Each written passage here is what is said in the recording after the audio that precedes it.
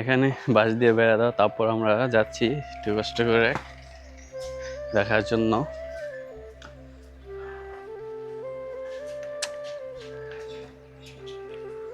খুব সুন্দর একটি জায়গা, নিলিবিলি সেই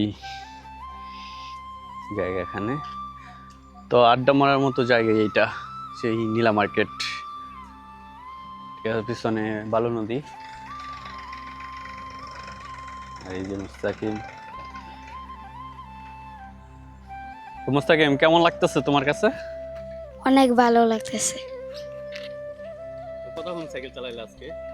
আজকে না হয় 1-2 ঘন্টার মতো সাইকেল চালাইলাম।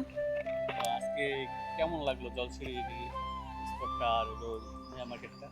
অনেক ভালো লেগেছে। আবারও কোন একটি জায়গায় যাব ওকে নিয়ে। ঠিক আছে, আল্লাহ হাফেজ।